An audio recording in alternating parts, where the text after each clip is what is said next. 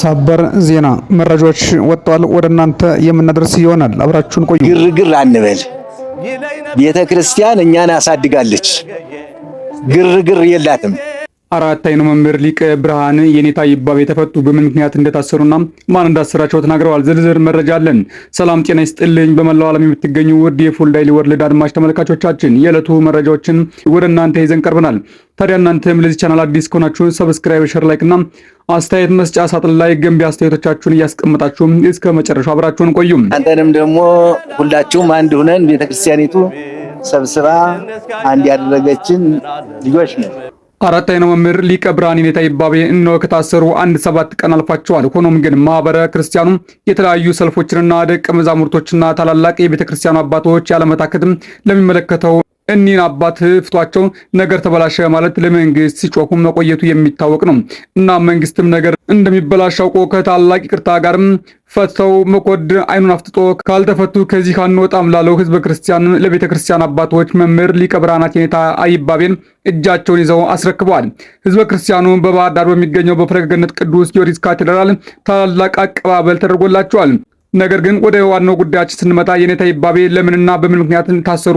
መንግስትስ በምን ጠርጥሯቸው ነው በማሰር መፍትሄ ያገኛለሁ ያለ? መከላከያ በፋኖ በጣሙን እየተገደለ እንደሆነና መከላከያ ራሱን ለመከላከልና ለመምታት ከየኔታ ይባቤ በማሰር የፈለጋት አንዲት ጥበብ ሳትኖር አልቀረችም። የኔታ ይባቤ ይችን ጥበባቸውን ተገደው ሰጡ ወይስ አሻፈረኛሉ? ሁሉንም በዝርዝር የምናየው ይሆናል። እስከ መጨረሻው አብራችሁን ቆዩ።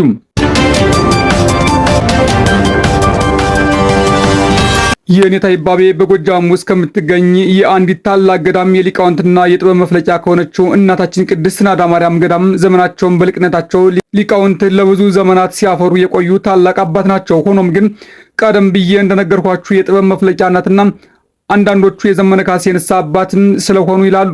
አንዳንዶቹ ደግሞ ለፋኖ ጥበብ እየሰጡ ማለትም ጥይት የማያስመታ ጥበብ ለምን ዘመነ ካሴን አላገኘነውም? ለምንስ አልተመታም? ከጣቱ ያደረገው ያ ሁሉ ቀለበትስ ምንድነው? የማንመታው በሱ ምክንያት ነው።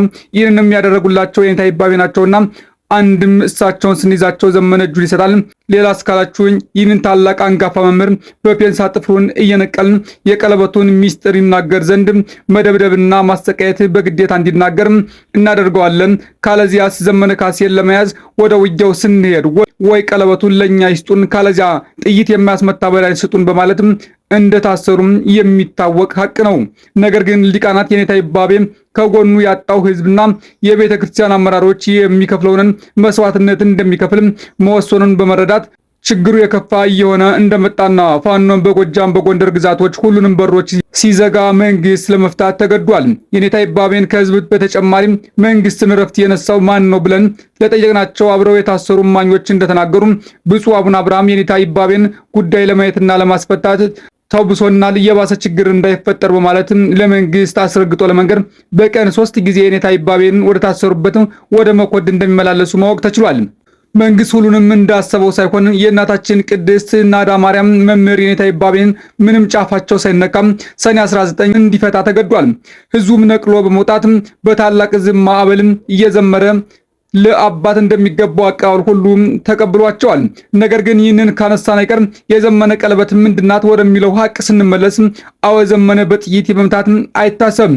ለምን ከተባለ ዘመነ ካሴ ከጎናቸው ማን እንዳለም እንደነገርናችሁ ነው። ከኔታ ይባቤ በተጨማሪ ታላላቅ የጥበብ ሰዎችና እንደ ኔታ ሁሉ በመንፈስ ቅዱስ የጠነከሩ እና መቼ ወደ የትና የት አካባቢ መሄድ እንዳለባቸውና መሄድ እንደሌለባቸው ጠንቅቀው እንደ ዘመኑ አቅጣጫ ጠቋሚ መሳሪያ አባቶች በመንፈስና በጥበብ ጥንቅቅ አድርገው እንደሚነግሯቸው ሁሉም የሚያውቀው እሙን ነው። ስለዚህ እውነትም ዘመነ ካሴና ከጎኑ ያሉ ታጋዮችም ፈጣሪያቸውን ፈሪ አባቶችን አክባሪ መሆናቸውን እያረዳናችሁ ለዛሬው ያዘጋጅንላችሁ መረጃ ይህን ይመስል ነበር። በሌላ መረጃ ደግማችሁ እንድታገኙ ሰብስክራይብ እና የደወል ምልክቷን መጫን አትርሱ በማለት ተሰናበትናችሁ። ጤና ይስጥልኝ።